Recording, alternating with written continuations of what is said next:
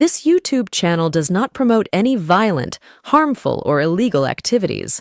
All content provided by this channel is meant for an educational purpose only.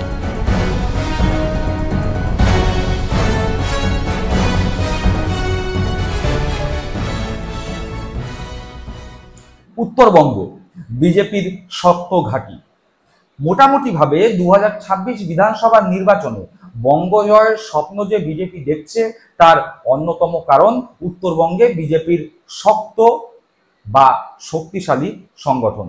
Suvendu Adhikari বিরোধী দলনেতা ইতিমধ্যেই বলে দিয়েছেন যে উত্তরবঙ্গের 54টি আসনের মধ্যে বিজেপি 50টি আসন পাবে। এই উত্তরবঙ্গেরই একটি অন্যতম বিজেপির শক্তিশালী জায়গা শীতলকুচি।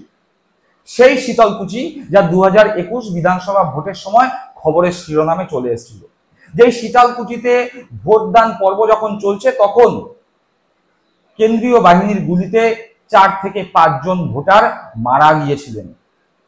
তারপরেই শীতলকুচি মোটামুটিভাবে গোটা পশ্চিমবঙ্গের সমস্ত রাজনৈতিক সচেতন মানুষ থেকে শুরু করে সাধারণ মানুষের কাছে অনেক বেশি করে সামনে চলে আসে।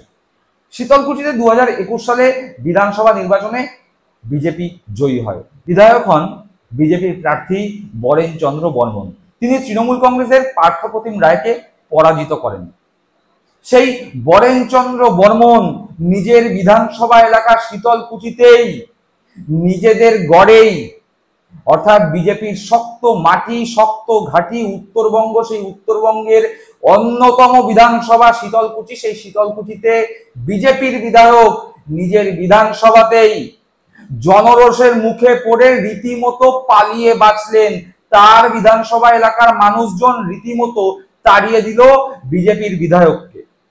সে নিয়েই আজকে আমাদের পর্ব। আপনারা দেখছেন বঙ্গচক্ষু ইউটিউব চ্যানেল। আমি প্রতিবেদক সায়ন্তন চক্রবর্তী। যারা প্রথমবারের জন্য এই চ্যানেলে এসেছেন তাদের কাছে অনুরোধ করব চ্যানেলটিকে সাবস্ক্রাইব করে পাশে থাকা বেল বাটনটি প্রেস করে দেবেন, যাতে যখনই নতুন কোনো ভিডিও চ্যানেলে আসবে সরাসরি সেই নোটিফিকেশন পৌঁছে যাবে আপনাদের কাছে। চলুন আজকের পর্বে প্রবেশ করা যাক।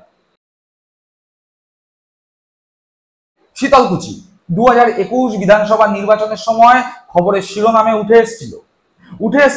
তার কারণ বিধানসভা ভোট যখন মানুষজন লাইনে দাঁড়িয়ে দিচ্ছেন, দলে দলে মানুষজন লাইনে দাঁড়িয়ে ভোট দিচ্ছেন, সেই শান্তিপূর্ণ নির্বাচনকে সামনে রেখে বিজেপি রীতিমতো উদ্বিগ্ন হয়ে ওঠে।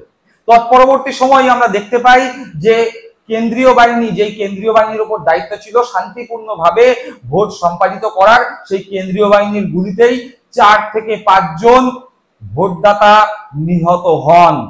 যুদ্ধের পরে ফলাফল বেরোলে দেখা যায় এই বিধানসভায় জয়ী হয়েছে বিজেপি বিধায়ক বরেন চন্দ্র বর্মন। সেই বিধানসভায় বিজেপির প্রতীকে বরেন চন্দ্র বর্মন 1,24,955টি ভোট পেয়েছিলেন, প্রায় 50.80% ভোট। তৃণমূল কংগ্রেসের পার্থপ্রতিম রায় পেয়েছিলেন 1,07,140টি ভোট, 43.56% ভোট। অর্থাৎ এই বিধানসভায় বিজেপি যে সংখ্যাগরিষ্ঠ, বিজেপির পক্ষেই যে মানুষদের সমর্থন রয়েছে, 50%-এর বেশি ভোট পেয়ে শীতলকুচির বিধায়ক বরেন চন্দ্র বর্মন তা প্রমাণ করে দিয়েছিলেন। প্রমাণিত হয়েছিল বিজেপির শক্ত ঘাঁটি উত্তরবঙ্গের শীতলকুচি বিধানসভা। সেই শীতলকুচি বিধানসভাতেই এই বিজেপি বিধায়ক বরেন চন্দ্র বর্মন গিয়েছিলেন। ঘটনাচক্রে যেই এলাকায় তিনি গিয়েছিলেন সেই এলাকার মানুষজন তার উপর এতটাই ক্ষুব্ধ, এতটাই রাগান্বিত, তার বিগত 4 থেকে 5 বছরের পারফরমেন্সে মানুষ এতটাই অসন্তুষ্ট যে তাকে রীতিমতো ঘিরে ধরে বিক্ষোভ দেখিয়েছে। মানুষের বিক্ষোভের সামনে পড়ে, মানুষের জনরোষের সামনে পড়ে শীতলকুচি বিধানসভা ছেড়ে পালাতে বাধ্য হয়েছে বিজেপির বিধায়ক বরেন চন্দ্র বর্মন।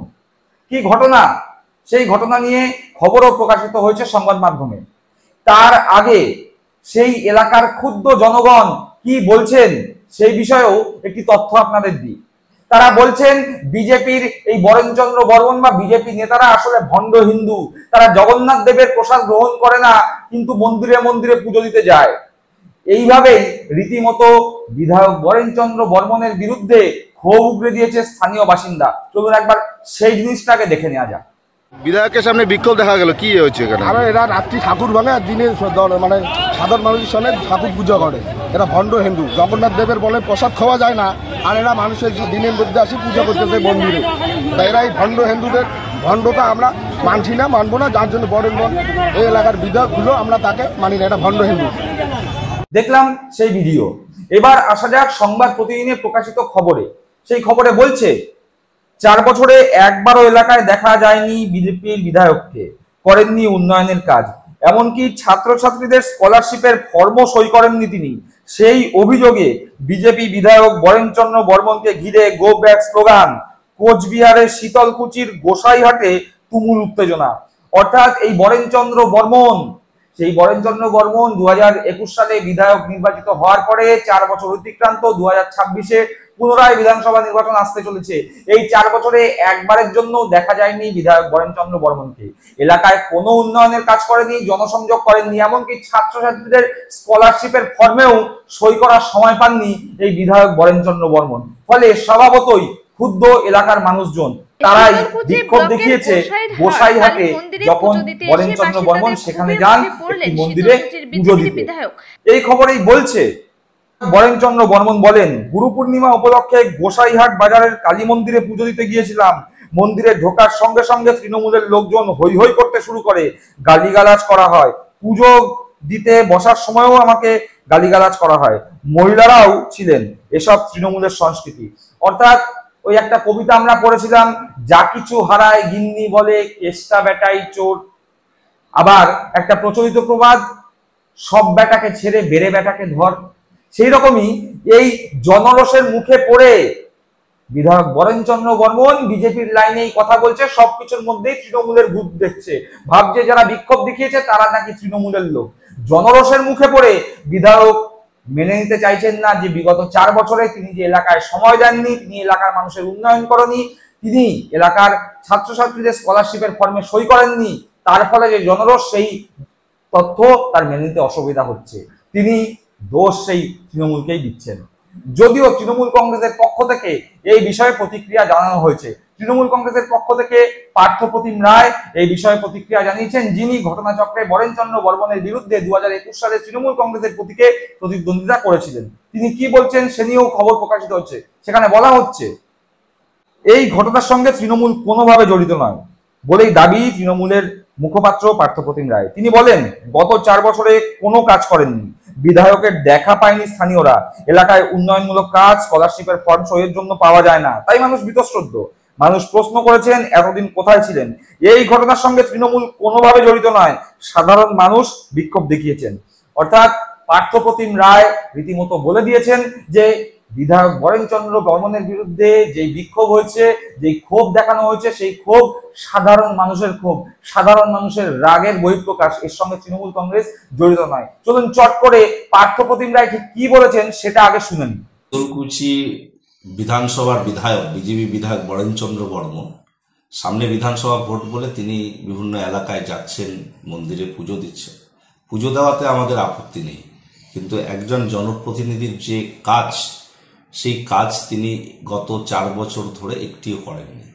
মানুষ বিধায়কের দেখা পায়নি, এলাকায় উন্নয়নমূলক কাজে তিনি কোনো অংশগ্রহণ করেননি। এমনকি সাধারণ ছাত্রছাত্রীদের স্কলারশিপ ফর্মে সই পর্যন্ত করার জন্য তাকে পাওয়া যায় না।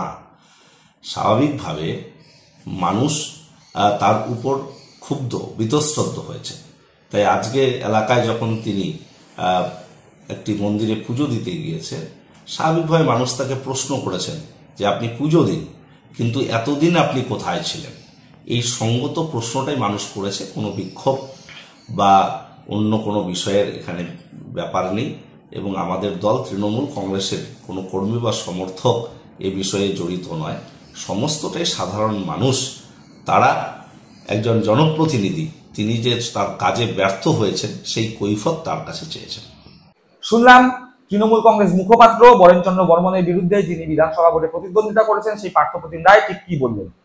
মোটের ওপর এ কথা আমরা দেখতে পেলাম, বা এই জিনিস আমরা দেখতে পেলাম যে বিজেপির শক্ত ঘাঁটি, যেটা বিজেপি বারবার দাবি করে, শুভেন্দু অধিকারী থেকে সুকান্ত মজুমদার, বর্তমান রাজ্য সভাপতি শ্রমিক ভট্টাচার্য সবসময় দাবি করে এসেছে যে উত্তরবঙ্গ বিজেপির শক্ত ঘাঁটি এবং উত্তরবঙ্গের ওপর বিজেপির বড় ভরসা। কিছুদিন আগেই এই উত্তরবঙ্গ থেকে বিজেপির তাবর নেতা জন বার্লা বিজেপি ত্যাগ করে তৃণমূল কংগ্রেসে যোগদান করেছেন। এই উত্তরবঙ্গেরই অনন্ত মহারাজ বেসুরে গান গাইছেন।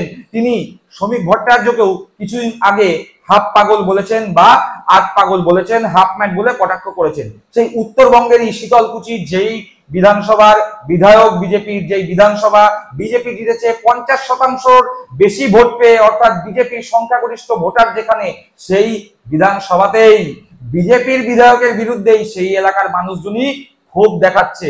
বিক্ষোভের মুখে পড়ে বিজেপির বিধায়ক বরেনচন্দ্র মণ্ডল রীতিমতো পালিয়ে বাঁচছেন।